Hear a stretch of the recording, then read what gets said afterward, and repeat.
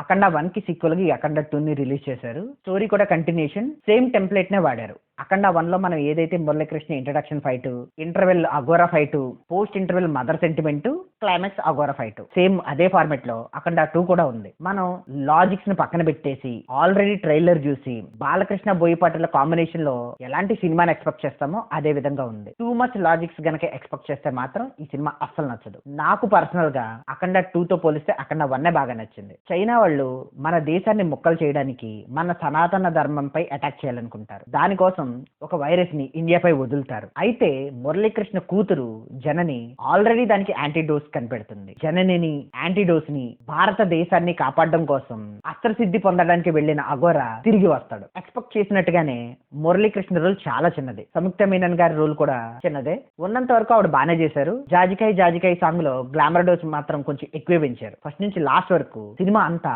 Aghora character మీద నడిచింది. ఆయన డైలాగ్ డెలివరీ, ఆ యాంటీ గ్రావిటీ ఫైట్స్, దానికి తోడు బ్యాక్గ్రౌండ్ మ్యూజిక్ ఫస్ట్ నుంచి లాస్ట్ వరకు మంచి హైనిచ్చాయి. ఆది పినిశెట్టి గారి రోలు చాలా చిన్నది, ఏదో వచ్చాడా చచ్చాడా అన్నట్టే ఉంది. అఖండ 1 లో శ్రీకాంత్ గారికి ఉన్నంత క్యారెక్టర్ కూడా ఈ సినిమాలో ఆది పినిశెట్టి గారికి ఇవ్వలేదు. బ్యాక్ట్రాప్ స్టోరీలో ఆది పినిశెట్టిని వదిలేసినట్టే మెయిన్ విల్లన్ అయిన ఠాకూర్ ని కూడా ప్రీ క్లైమాక్స్ సీన్ లో వదిలేసాడేంటి అఖండ అనుకున్నాను. కానీ దానికి మంచి జస్టిఫికేషన్ ఇచ్చాడు. అఖండ తల్లి చనిపోయినప్పుడు తలకొరివి పెట్టడానికి అఖండ రాడు కదా, దీన్ని ఎలా చూపిస్తారు అనుకున్నాను. కానీ దానికి చాలా మంచిగా రాసుకున్నారు డైరెక్టర్. సెకండ్ హాఫ్ లో సనాతన ధర్మం మీద అఖండ ఇచ్చిన స్పీచ్ కూడా బాగుంది. నీ ఫ్రెండ్ నీకు ఫోన్ చేసినప్పుడు నువ్వు ఎత్తకపోతే నువ్వు ఫోన్ ఎత్తలేనట్ట లేక చచ్చినట్ట, అలాగే దేవుడు నీకు కనిపించినంత మాత్రాన్న దేవుడు లేనట్టు కాదు అన్నది చాలా బాగా రాశారు అనిపించింది. ఆ డైలాగ్స్ మాత్రం కేవలం వైరస్ ని వదిలి మన నుండి సనాతన ధర్మాన్ని, ఆ హిందూ ధర్మాల్ని ప్రజలు వదిలేస్తారని రాసుకున్న సీన్స్ మాత్రం అస్సలు కన్వీనియంట్ గా అనిపించలేదు.